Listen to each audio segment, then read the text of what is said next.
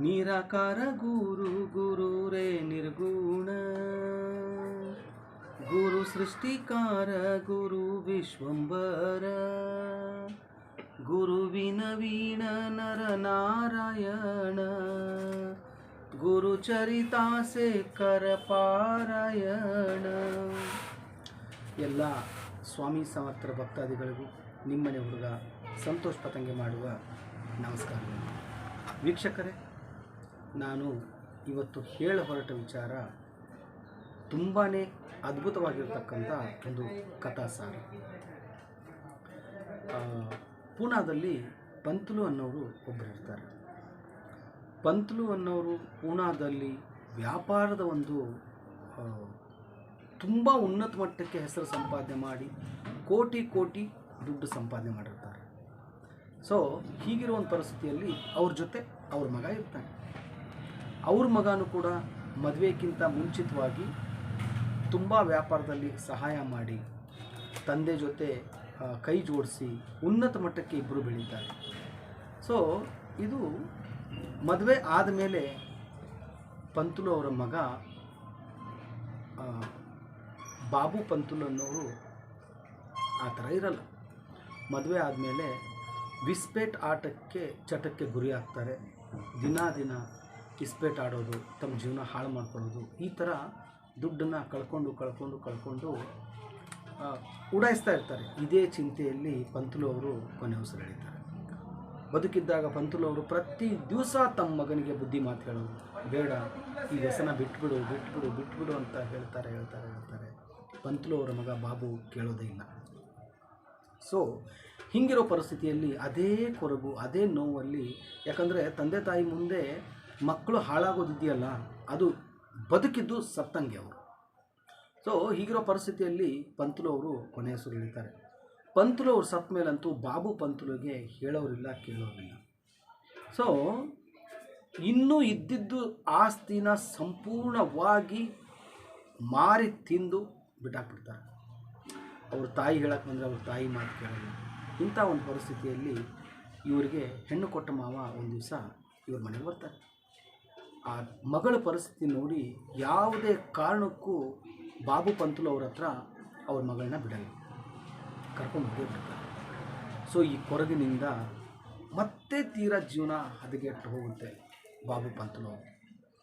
ಇದೇ ಥರ ಸೊ ಜೀವನ ಯಾವ ಮಟ್ಟಕ್ಕೆ ಪರಿಸ್ಥಿತಿ ಬಂದ್ಬಿಡುತ್ತೆ ಅಂತಂದರೆ, ಕೊನೆಗೂ ಅವರ ತಾಯಿ ಕೂಡ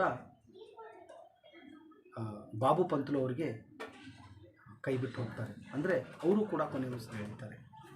ಈ ನೋವು ಬಾಬು ಪಂತುಲು ಅವರಿಗೆ ಒಂದು ದಿವಸ ಊಟಕ್ಕೂ ಗತಿ ಇಲ್ದಂಗೆ ಆಗೋಗ್ಬಿಡುತ್ತೆ. ಆವಾಗ ಬಾಬು ಪಂತುಲು ಅವರು ಅಂತಾರೆ, ನನ್ನ ಚಟವೇ ನನ್ನ ಸರ್ವನಾಶಕ್ಕೆ ಕಾರಣ. ನಾನು ಇಸ್ಪೇಟ್ ಚಟನ ಬಿಡಬೇಕು ಅಂತೇಳಿ ನಿರ್ಧಾರ ಮಾಡಿ, ಸೊ ಏನೋ ಆಗಲಿ ನಮ್ಮ ಹೆಂಡತಿ ಮನೆಗೆ ಹೋಗೋಣ, ನಮ್ಮ ಅತ್ತೆ ಮಾವನ ಹತ್ರ ಏನಾದರೂ ಒಂದು ಸಹಾಯ ಕೇಳೋಣ ಅಂಥೇಳಿ ಬಾಬು ಪಂತುಲು ಅವರು ತಮ್ಮ ಮಾವನ ಮನೆಗೆ ಹೋಗ್ತಾರೆ. ಮಾವನ ಮನೆಗೆ ಹೋದ್ಮೇಲೆ ರಾತ್ರಿ ಆಗಿರುತ್ತೆ. ಒಂದು ದಿವಸ ಏನಾಗೋಗುತ್ತೆ, ಇವರು ಬಾಬು ಪಂತುಲು ಅವರು ಅವ್ರ ಮಾವನ ಮನೆಗೆ ಹೋಗಬೇಕು ಅಂದರೆ ಮೈ ಮೇಲೆ ಸಿಕ್ಕಾಪಟ್ಟೆ ಬಟ್ಟೆಗಳು ಗಲೀಜಾಗಿಬಿಟ್ಟಿರ್ತಾರೆ. ಇಂಥ ಒಂದು ಪರಿಸ್ಥಿತಿಯಲ್ಲಿ ನಾನು ಅವ್ರ ಮನೆಗೆ ಹೆಂಗೆ ಹೋಗ್ಬೋದು ಅಂಥೇಳಿ ಒಂದು ಬಟ್ಟೆ ಅಂಗಡಿನ ನೋಡ್ತಾರೆ. ರಾತ್ರಿ ಆಗಿರುತ್ತೆ. ಬಟ್ಟೆ ಅಂಗಡಿ ನೋಡಿದಾಗ ಅಂದರೆ ಅವ್ರ ಮಾವನ ಮನೆಗೆ ಹತ್ತಿರನೇ ಆ ಒಂದು ಬಟ್ಟೆ ಅಂಗಡಿ ಇರುತ್ತೆ. ಸೊ ಇವ್ರು ಏನು ಮಾಡಿಬಿಡ್ತಾರೆ, ಆ ಬಟ್ಟೆ ಅಂಗಡಿ ಕಟ್ಟೆ ಮೇಲೇ ಇವರು ಮಲಗ್ತಾರೆ. ಮಲಗಿ ನಿದ್ದೆ ಹತ್ತಿರಲ್ಲ, ಹೊಟ್ಟೆಯಲ್ಲಿ ಊಟನೂ ಇರಲ್ಲ. ಸೊ ರಾತ್ರಿ ಒಂದು 12 ಗಂಟೆ ಆಗಿರುತ್ತೆ. 12 ಗಂಟೆ ಆದಾಗ ಆ ಬಾಕಲದಿಂದ ಯಾರೋ ಒಬ್ಬರು ಹೊರಗಡೆ ಬಂದಂಗಾಗುತ್ತೆ. ಅಂದರೆ ಆ ಒಂದು ಅಂಗಡಿ ಬಾಗಿಲು ತೆಗೆದು ಯಾರೋ ಒಬ್ಬರು ಹೊರಗಡೆ ಬಂದಂಗಾಗುತ್ತೆ. ಹೊರಗಡೆ ಬಂದ ಮೇಲೆ ಒಂದು ಹೆಂಗಸು ಆ ಅಂಗಡಿ ಒಳಗಡೆ ಹೋದಂಗಾಗುತ್ತೆ. ಇದನ್ನು ಬಾಬು ಪಂತುಲು ಅವರು ಸಂಪೂರ್ಣವಾಗಿ ನೋಡ್ತಾರೆ. ಆ ಹೆಣ್ಣು ಯಾರೂ ಇರಲ್ಲ, ಬಾಬು ಪಂತುಲು ಅವರು ಮದುವೆ ಮಾಡಿಕೊಂಡಿರ್ತಕ್ಕಂಥ ಹೆಂಡತಿ, ಅವರ ಧರ್ಮ ಪತ್ನಿನೇ ಆ ಒಂದು ಅಂಗಡಿ ಒಳಗಡೆ ಹೋಗ್ತಾರೆ. ಹೋಗಿ ಆಲ್ರೆಡಿ ಒಂದು ಆ ಬಟ್ಟೆ ಅಂಗಡಿಯಲ್ಲಿ ಕೆಲಸ ಮಾಡುವ ಹುಡುಗನ ಜೊತೆ ಅನೈತಿಕ ಸಂಬಂಧ ಇರೋದು ಇರುತ್ತೆ ಬಾಬು ಪಂತುಲು ಅವರ ಹೆಂಡತಿ. ಇವ್ರು ಏನು ಮಾಡಿಬಿಡ್ತಾರೆ, ಬಾಬು ಪಂತುಲು ಅವರು ಹೆಂಡತಿ ಒಳಗಡೆ ಹೋದ್ಮೇಲೆ ಇವ್ರಿಗೆ ಸಂಶಯ ಬರುತ್ತೆ. ಇವರು ಆ ಒಂದು ಚಿಕ್ಕದಾಗಿರೋ ಒಂದು ಕಿಂಡಿಯಲ್ಲಿ ನೋಡ್ತಾರೆ ಇಬ್ಬರು ಮಾತಾಡಿಸ್ಕೊಂಡು.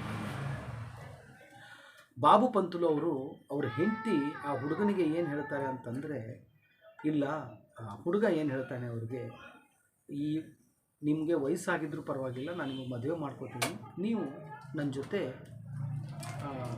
ಬಂದುಬಿಡು, ನಾವು ಹೋಗ್ಬಿಡೋಣ ಊರು ಬಿಟ್ಟು ಅಂತ ಹೇಳಿ ಬಾಬು ಪಂತುಲು ಅವರ ಹೆಂಡತಿಯ ಪ್ರಿಯಕರ ಬಾಬು ಪಂತುಲು ಅವ್ರ ಹೆಂಡತಿ ಹೇಳ್ತಾರೆ.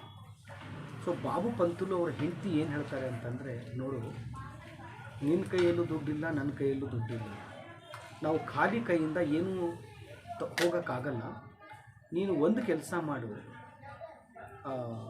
ನನ್ನ ಗಂಡ ಬಾಬು ಪಂತುಲು ಅವರು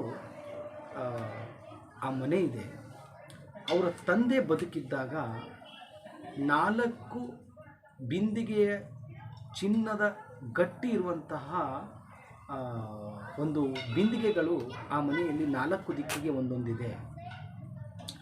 ನೀನು ಬಾಬು ಪಂತುಲು ಅವ್ರ ಹತ್ರ ಹೋಗಿ ಆ ಮನೇನ ತಗೊಂಡು ಆ ಚಿನ್ನನ ನೀನು ಅಕ್ವೈರ್ ಮಾಡ್ಕೊಂಡ್ಬಿಟ್ರೆ ನಾವು ಸುಖವಾಗಿ ನಾವು ಜೀವನ ಮಾಡ್ಬೋದು ಅಂಥೇಳಿ ಬಾಬು ಪಂತುಲು ಅವರ ಹೆಂಡತಿ ತನ್ನ ಪ್ರಿಯಕರನಿಗೆ ಹೇಳ್ತಾರೆ. ಇದನ್ನು ಸಂಪೂರ್ಣವಾಗಿ ಬಾಬು ಪಂತುಲು ಕಟ್ಟೆ ಮೇಲೆ ಕೂತ್ಕೊಂಡು ಕೇಳಿಸ್ಕೊತಾ ಇರ್ತಾನೆ. ಸರಿ ಆಯಿತು ಅಂತ ಹೇಳಿ ಬಾಬು ಪಂತುಲು ಏನು ಮಾಡ್ತಾರೆ, ವಾಪಸ್ ಮನೆಗೆ ಹೋಗ್ತಾರೆ. ಮನೆಗೆ ಹೋದ್ಮೇಲೆ ಬಾಬು ಪಂತುಲು ಅವರು ಯೋಚನೆ ಮಾಡ್ತಾರೆ. ಫಸ್ಟು ಮನೆಗೆ ಹೋಗ್ಬಿಟ್ಟು ಆ ಒಂದು ಜಾಗನ ತೋಡಿ ಚಿನ್ನನ ಎಲ್ಲ ಅಕ್ವೈರ್ ಮಾಡ್ಕೊತಾರೆ. ಫಸ್ಟು ಅಕ್ವೈರ್ ಮಾಡಿಕೊಂಡು ಕೊನೆಗೆ ಮಾರನೇ ದಿವಸ ಬೆಳಿಗ್ಗೆ ಎದ್ದು ಅದು ಹೆಂಗಿರುತ್ತೋ ಅದೇ ಥರ ವ್ಯವಸ್ಥೆ ಮಾಡಿ ಸುಮ್ಮನೆ ಇರ್ತಾರೆ. ಇವರು ತಮಗೇನು ಬೇಕೋ ಅದನ್ನೆಲ್ಲ ಯಾವ ಜಾಗದಲ್ಲಿ ಸೆಟ್ ಮಾಡಬೇಕು ಆ ಜಾಗದಲ್ಲಿ ಅಂಗಡಿಯಲ್ಲಿ ಹೋಗ್ಬಿಟ್ಟು ಅದನ್ನೆಲ್ಲ ಇಟ್ಬಿಟ್ಟು ಬರ್ತಾರೆ. ಇದಾದ ಮೇಲೆ ಬಾಬು ಪಂತುಲು ಅವರ ಹೆಂಡತಿಯ ಪ್ರಿಯಕರ ಬಾಬು ಪಂತುಲು ಅವ್ರ ಹತ್ರ ಬರ್ತಾನೆ. ನಿಮ್ಮ ಮನೆ ಮಾರೋದಿದೆ ಅಂತೆ, ನನಗೆ ಕೊಡ್ತೀರಾ? ಬಾಬು ಪಂತುಲು ಅವ್ರು ಏನು ಮಾಡ್ತಾರೆ, ಇರೋ ಜಾಗದ ಪರಿಸ್ಥಿತಿಯ ದುಡ್ಡಿನ 2 ಪಟ್ಟು ಮೊತ್ತವನ್ನು ಪಂತುಲು ಅವರು ಹೇಳ್ತಾರೆ. ಬಾಬು ಪಂತುಲು ಅವರು ಸರಿ ಆಯಿತು ಅಂತ ಒಪ್ಕೊಂಡ್ಬಿಟ್ಟು ಮನೆಯವ್ರಿಗೆ ಸೇಲ್ ಮಾಡ್ತಾರೆ. ಆ ಒಂದು ಕಡೆ ಬಂದಿರತಕ್ಕಂಥ ಲಾಭ, ಸಿಕ್ಕಿರ್ತಕ್ಕಂಥ ಚಿನ್ನ ಎಲ್ಲನೂ ತಗೊಂಡು ಇವರು ಬೇರೆ ಊರಿಗೆ ಹೋಗಿ ವ್ಯಾಪಾರ ಸ್ಟಾರ್ಟ್ ಮಾಡ್ತಾರೆ. ವ್ಯಾಪಾರ ತುಂಬ ಕಷ್ಟಪಟ್ಟು ಬೆಳೆದು ನಿಲ್ತಾರೆ. ಯಾವ ಮಟ್ಟಕ್ಕೆ ಬೆಳೀತಾರೆ ಅಂತಂದರೆ, ಅವರ ತಂದೆ ಕಲಿಸಿರ್ತಕ್ಕಂಥ ಒಂದು ಟೆಕ್ನಾಲಜಿ ಅವ್ರ ಹತ್ರ ಇರುತ್ತೆ. ವ್ಯಾಪಾರ ಯಾವ ಥರ ಮಾಡಬೇಕು, ಯಾವ ಥರ ವ್ಯಾಪಾರನ ಡೆವಲಪ್ಮೆಂಟ್ ಮಾಡಬೇಕು ಅನ್ನೋ ಒಂದು ಟ್ಯಾಲೆಂಟು ಅವ್ರ ತಂದೆ ಕಲಿಸ್ಕೊಟ್ಟಿರ್ತಾರೆ. ಸೊ ಅದನ್ನು ಬೆಳೆಸ್ಕೊಂಡು ಸಿಕ್ಕಾಪಟ್ಟೆ ಸ್ಟ್ರಗ್ಲಿಂಗ್ ಮಾಡಿ ಜೀವನದಲ್ಲಿ ಎದುರಿರ್ತಾರೆ. ಸೊ ಅಲ್ಲಿ ಏನಾಗೋಗ್ಬಿಡುತ್ತೆ, ಆ ಒಂದು ಸ್ಟ್ರಗ್ಲಿಂಗಲ್ಲಿ ಏಳು ಬೀಳು ಕಂಡು ಕೊನೆಗೂ ಒಂದು ಲೈಫಲ್ಲಿ ಸಾಧನೆ ಮಾಡಿ ಇಡೀ ಏರಿಯಾದಲ್ಲೇ ಹೆಸರುವಾಸಿ ಆಗ್ತಾರೆ ಬಾಬು ಪಂತುಲು. ಇದನ್ನು ನೋಡಿಕೊಂಡು ಒಬ್ಬ ಮಾರವಾಡಿ ಇರ್ತಾನೆ. ಇಷ್ಟು ಚಿಕ್ಕ ವಯಸ್ಸಲ್ಲಿ ಈ ಮಟ್ಟಕ್ಕೆ ಇವನಿಗೆ ಸಾಧನೆ ಮಾಡಿದ್ದಾನೆ, ಇವನಿಗೆ ಮದುವೆ ಆಗಿದ್ದರೂ ಪರವಾಗಿಲ್ಲ, ನಾನು ನನ್ನ ಮಗಳನ್ನ ಇವ್ರಿಗೆ ಕೊಡ್ತೀನಿ ಅಂತೇಳಿ ಬಾಬು ಪಂತುಲು ಅವರಿಗೆ ಸಂಬಂಧ ಕೇಳೋಕ್ಕೆ ಒಬ್ಬ ದೊಡ್ಡ ಬಿಗ್ಗೆಸ್ಟ್ ಮಾರವಾಡಿ ಬಿಸ್ನೆಸ್ ಮನ್ ಹೋಗ್ತಾನೆ. ಅವ್ರ ಹತ್ರ ಹೋಗಿ ಹೇಳ್ತಾನೆ, ನನಗೆ ಒಬ್ಬಳೇ ಮಗಳಿರೋದು, ನನ್ನ ಮಗಳನ್ನ ನಿಮ್ಗೆ ಕೊಡ್ತೀನಿ. ನಾನು ಒಬ್ಬಳೇ ಮಗಳು. ಆ ಮಾರವಾಡಿ ಕೂಡ ಕೋಟಿಗಟ್ಟಲೆ ಸಂಪಾದನೆ ಮಾಡ್ತಾರೆ. ಇದು ಒಂದು ಕಡೆ ಕತೆ. ಇನ್ನೊಂದು ಕಡೆ ಬಾಬು ಪಂತುಲು ಅವರ ಹೆಂಡತಿ ಆ ಮನೆ ತೊಗೊಂಡಿರ್ತಾನಲ್ಲ ಪ್ರಿಯಕರ, ಆ ಮನೆ ತೊಗೊಂಡ್ಮೇಲೆ ಅದನ್ನು ಅಗದ್ಬಿಟ್ಟು ನೋಡ್ತಾನೆ. ಬಾಬು ಪಂತುಲು ಅವರು ಆ ಚಿನ್ನದ ಮಡಿಕೆಯಲ್ಲಿ ಇರ್ತಕ್ಕಂಥ ಚಿನ್ನನ ತೊಗೊಂಡ್ಬಿಟ್ಟು ಆ ಮಡಿಕೆಯಲ್ಲಿ ಬರೀ ಇದ್ದಿಲನ್ನು ತುಂಬಿಬಿಟ್ಟು ಆ ಜಾಗದಲ್ಲಿ ಇಟ್ಟಿರ್ತಾರೆ. ಸೊ ಅದು ಬಾಬು ಪಂತುಲು ಅವರ ಒಂದು ಬಿಸ್ನೆಸ್ ಟೆಕ್ನಿಕ್ಕು, ಆ ಬುದ್ಧಿವಂತಿಕೆ. ಸೊ ಇಷ್ಟೆಲ್ಲ ಆದಮೇಲೆ ನನ್ನ ಗಂಡ ಈ ಮಟ್ಟಕ್ಕೆ ಬೆಳೆದಿದ್ದಾನೆ ಅನ್ನೋಕ್ಕಿಂತ ಇವನು ಪ್ರಿಯಕರ ಹೋಗ್ಬಿಟ್ಟು ಆ ಬಾಬು ಪಂತುಲು ಅವ್ರ ಹೆಂಡತಿಗೆ ಬಾಯಿಗೆ ಬಂದಂಗೆ ಮಾತಾಡಿ, ನಿನ್ನಿಂದ ಇವತ್ತು ನಾನು ಫುಟ್ಪಾತಕ್ಕೆ ಬಂದಿದ್ದೀನಿ, ನನ್ನ ಜೀವನ ಸರ್ವನಾಶ ಆಗೋಯಿತು, 10 ರೂಪಾಯಿ ಬೆಲೆ ಬಾಳುವಂಥ ಒಂದು ಆಸ್ತಿನ 25 ರೂಪಾಯಿ 30 ರೂಪಾಯಿ ಕೊಟ್ಟು ನಾನು ತೊಗೊಂಡಿದ್ದೀನಿ, ನನ್ನ ಸಂಪೂರ್ಣ ದುಡ್ಡೇ ಅದರಲ್ಲಿ ಸರ್ವನಾಶ ಆಗೋಗ್ಬಿಟ್ಟಿದೆ, ನನ್ನ ಜೀವನ ಮುಗಿದೋಯ್ತು ಅಂತೇಳಿ ಕೊನೆಗೆ ಬಾಬು ಪಂತುಲು ಅವರು ಕಟ್ಕೊಂಡ್ರು ಫಸ್ಟ್ ಹೆಂಡತಿ ಅವ್ರ ಹತ್ರ ಬಾಬು ಪಂತುಲು ಅವರು ಬರ್ತಾರೆ. ಬಾಬು ಪಂತುಲು ಅವರು ಕೇಳ್ತಾರೆ, ನನ್ನ ತಪ್ಪಾಗಿದೆ. ಬಾಬು ಪಂತುಲು ಅವರು ಹೇಳ್ತಾರೆ, ಸೊ ನೀನು ನನಗೆ ಅನ್ಯಾಯ ಮಾಡಬೇಕು ಅಂತ ಹೊರಟೆ, ಆ ಭಗವಂತ ನನಗೆ ಅನ್ಯಾಯ ಮಾಡಲಿಲ್ಲ. ನಾನು ವ್ಯಾಪಾರ ಮಾಡಬೇಕು ಅಂತ ಹೊರಟೆ, ನನ್ನ ಕೈ ಹಿಡ್ದ. ನನಗೆ ಅನ್ಯಾಯ ಮಾಡಬೇಕು ಅಂತ ನೀನು ಬಂದೆ, ನಿನಗೆ ಸರ್ವನಾಶ ಮಾಡಿದ.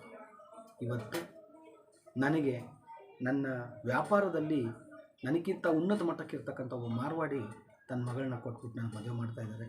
ನಾನು ನನ್ನ ಜೀವನದಲ್ಲಿ ತುಂಬ ಚೆನ್ನಾಗಿದ್ದೀನಿ. ಎಂದೂ ನೀನು ನನ್ನ ಜೀವನದಲ್ಲಿ ಬರಬೇಡ. ನನಗೆ ಹುಟ್ಟಿರ್ತಕ್ಕಂಥ ಮಕ್ಕಳ ಸಂಪೂರ್ಣ ಭವಿಷ್ಯನ ನಾನು ತಗೋತೀನಿ.